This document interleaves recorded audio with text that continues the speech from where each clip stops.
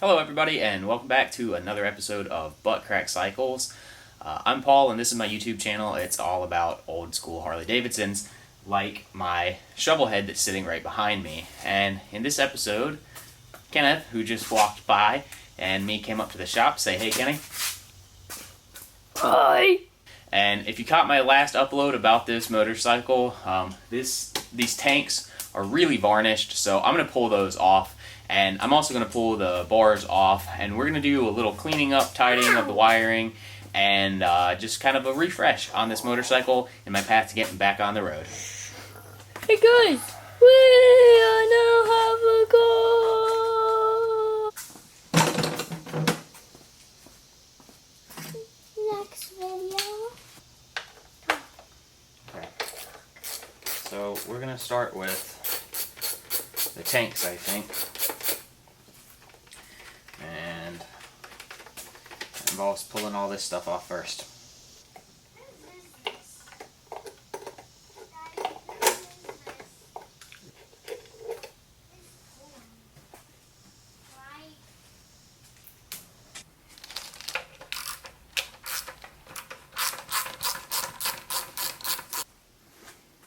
You can probably see the quality of the wiring job on this. And for right now, I am just going to take the switch and the plate, and I'm just going to leave everything hooked up the way it is, so I have just a rough schematic sort of how this was wired to get me sort of started in the right direction. Though there's really not going to be much wiring on this bike, so we'll just go ahead and pull the tanks and leave this hanging.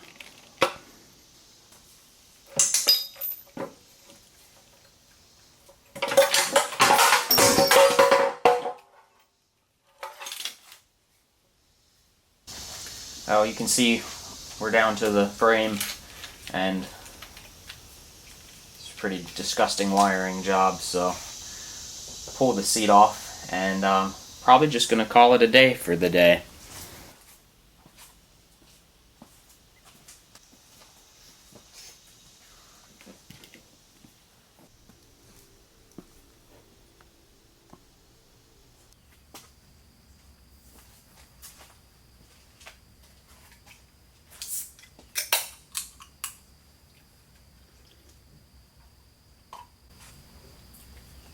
Okay, so I came in early this morning. It's like 7:20 or so. We usually start work around 8.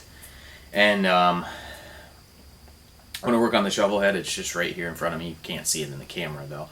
But I've got some new parts for it, and I'm going to show them to you. And we're just going to keep working on taking this thing apart. So thing number one is, this is a set of just buckhorn style handlebars. I bought these over the weekend from a guy, and he said that they were off of, I think he said a 75 or a 76 Super Glide. I think these will look about right on this bike. I don't need the turn signals or the switches or any of that, starter switch. I don't need any of that. I'm probably not going to use this throttle cable either because the end of it is broken. I don't know if you can see that on the camera, but the end of the throttle cable is broken. But I'm going to leave it on there for right now just to get a rough estimate of throttle cable length to see if this length throttle cable will work for me. And then obviously I'm going to ditch these grips since I already have another set of brand new grips for the bike. But these are go on to replace the T-bars. Gotta walk like a crab to get back. Gas tanks. These are narrow split tanks, just kind of holding them together like that.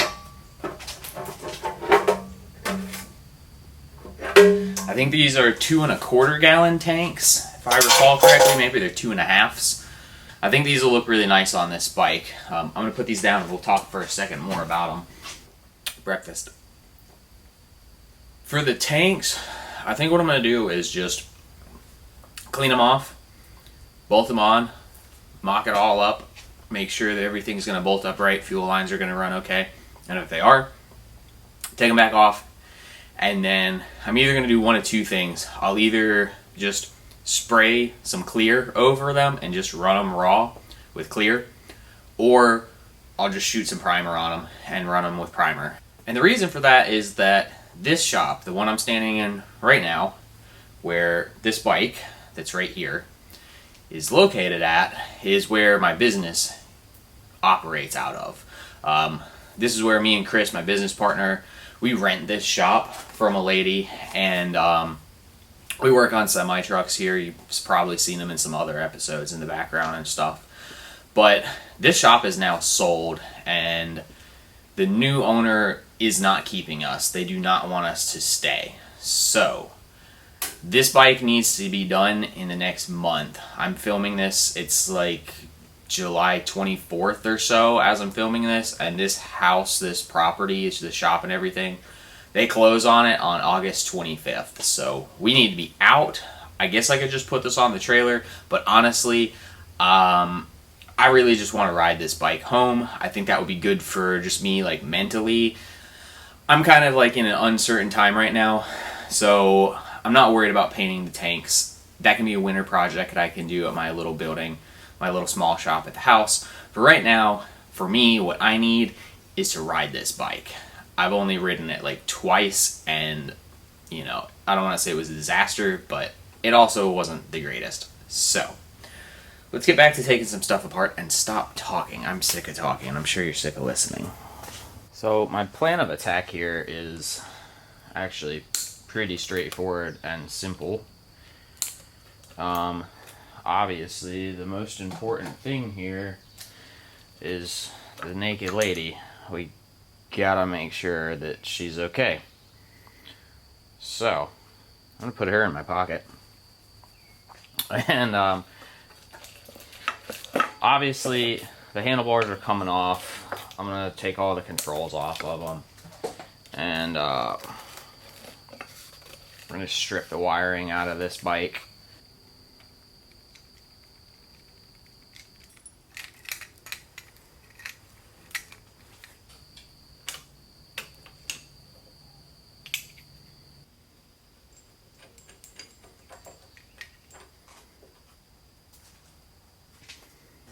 Okay, so the bike is back down on the ground, and it's sitting back on its own two wheels again, and this feels really nice.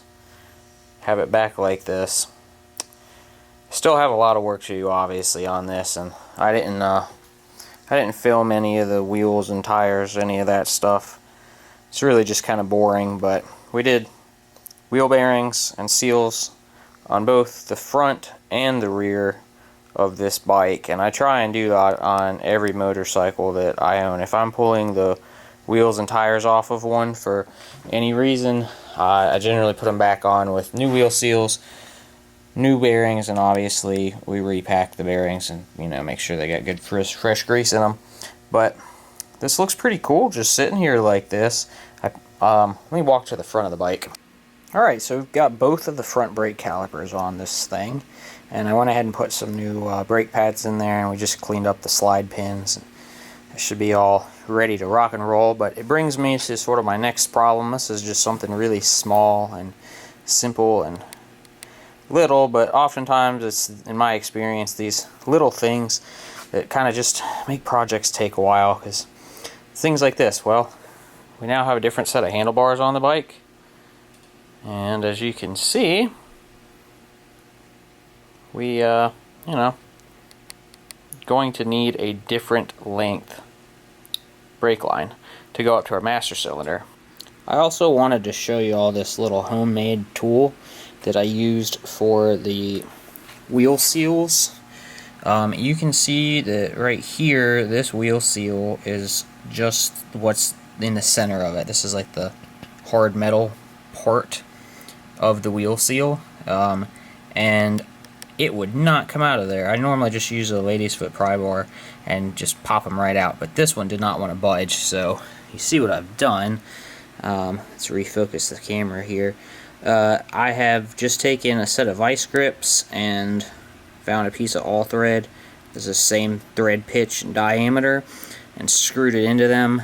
And then up here we have some washers and a nut that I just ran down it, and a That's a rocker shaft out of a 3406 or C15 cat engine. And put it all together, add it all up. What do you get? Well, you get a vice grip slide hammer puller thingamajigger. So, sometimes that's the kind of stuff you got to do in the shop. Thought you might enjoy that. So, the next part of this project is going to be dealing with all of this wiring, and this is really pretty straightforward. Like, all I have to do here is just rip it all out and start completely over. So I'm not even bother recording that. If you were doing this on your own bike, it would be the same thing. You don't need someone to show you how to rip wires out, I hope. And you can see that I'm not wasting my time with this. I'm just taking a set of dikes and cutting this all out. I mean, look at this wires. Gray wire, butt splice, purple wire, butt splice, purple wire. It's got another butt splice in it somewhere over there. This is pretty much just scotch locked and butt spliced electrical spaghetti chaos hell. And there's not really any of this worth saving in my mind. I'm kind of a stickler for clean wiring. I do a lot of electrical troubleshooting and diagnosis. So this stuff really just irks me. So away it goes. So here's a big pile of wires in the floor, and I'm going to go sit down and draw up my new schematic, and I will digitize that schematic and put it on here. Maybe as a link, or I might just put it on the screen so you guys can screenshot it, either way. And I'm just going to build a simple and clean wiring harness, but also ensuring that all the circuits have adequate circuit protection. Okay, so you can see this is where I've mounted my ignition switch. It's just a 3-position off on start. This isn't my greatest fabrication work here, but it's good enough for now. I just cut it out with an angle grinder and drilled it by hand on the bench. And that's something that I think I'll redo over the winter.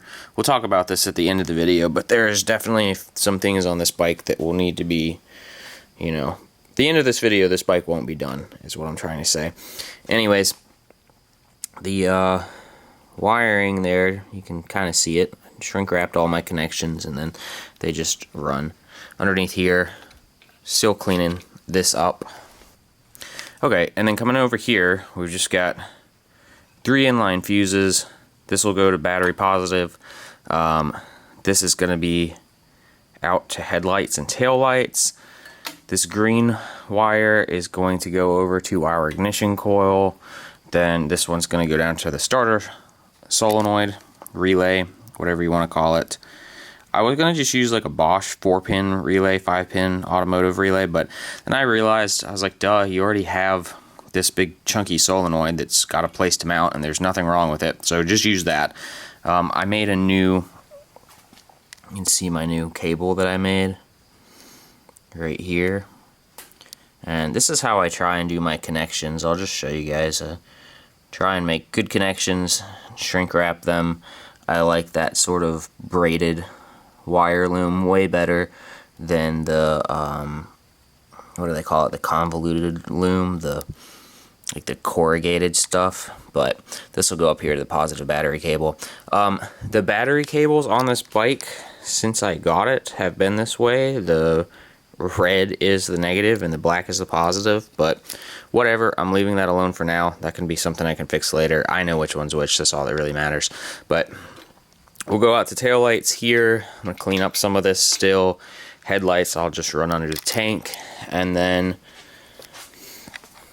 I'm going to talk about something else. I didn't know about this when I bought the bike, and I didn't even know about it till I pulled the tank off here recently. But you can see this here on top of this front rocker box. Looks like something has exploded. Some of the internals became externals, and someone has patched it up with JB Weld right here. And they've actually done a pretty good job of it. It's hard to see, maybe on camera a little, but it looks like they've done a good job. It's not leaking. But I think that this will probably be noticeable with the new smaller tanks on it. So this is going to be something that I'm just going to live with for now, and maybe over the winter we can deal with this. But yeah. So here you can see kind of how my final wiring ended up. It's nice and clean, and you can't really see any of it, which is pretty much exactly what we wanted. And I ended up just running the headlight wire along the backbone of the bike, and we'll put that underneath the tank. And after that, it was time to just make sure everything works. So I rolled the key on and walked to the back of the bike to check for taillights, and then wanted to spin the starter over and make sure the starter would engage, even though obviously the bike won't run right this second.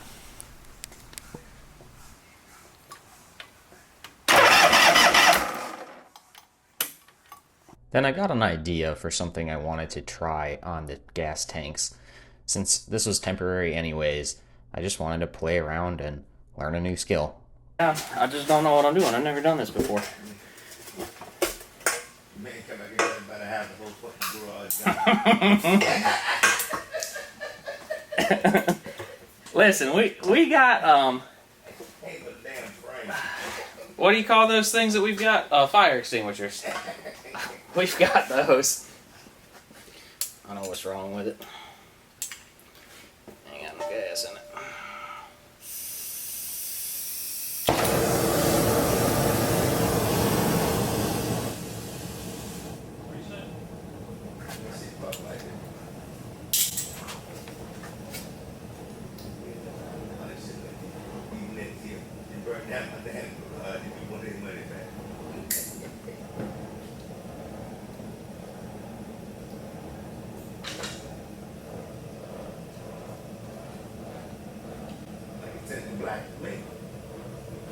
Let's try and see if I can get kind of like a, you know, a flame on it, like a ghost flame on it.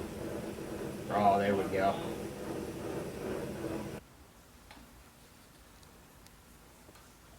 Okay. I think that looks pretty good. I think you're doing a good job.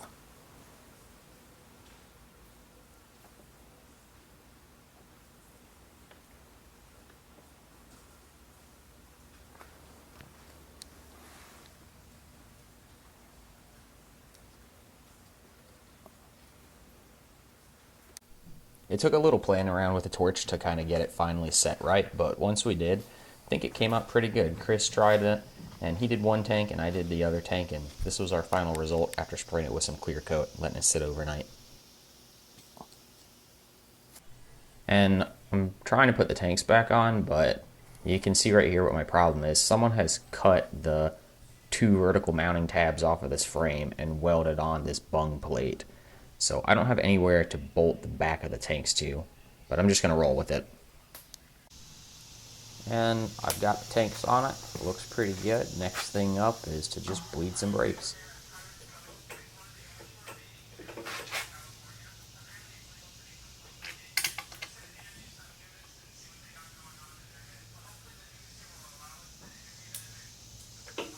Other little small nitpicky things that need to get done include, this is my speedometer cable, so I need to pull that out from the transmission and get a block-off plate for it so that we're not just, you know, puking oil everywhere as we go up and down the road. Let's see if I can block that sun for you a little bit. And then on the front end of the bike, obviously we still don't have a headlight, but we're getting there. And the final thing that I need to figure out is mounting this master cylinder to the bars. This is like a stock style master cylinder for like a 70s or 80s FX or Sportster XL. And your switch plate would just mount here for your on, off, start, right turn signal, but obviously I don't have those. And I did find just a block off plate, so I'm going to order that and put this on, but I can't put this on until I have the block off plate, so I still need to order some more parts. Okay, and I feel like this episode has just gotten pretty long. I really wanted this episode to end with the bike, you know, running and riding and me taking it home, but I also didn't want to just like throw away everything that has been done to this bike. You know, I think that I would rather just show the honesty of this project in that this takes a while to do. This sort of stuff, despite what you might see on TV or Discovery Channel choppers, doesn't happen overnight. So it's been a project. This has been a really big project. This has definitely been the biggest project motorcycle I've done so far. And I hope it's not getting boring, that y'all are like, man, when is he ever going to finish this thing? I just want to see it run. Trust me, I want to see it run too. So that's it for this episode. I hope you've enjoyed watching it. It's been a lot of hard work and a lot of hours put into this bike and a lot of learning and a lot of new skills. You might have heard me say during the segment when we were doing the acetylene flames onto the tanks, you know, I've never done this before, but that's how you learn.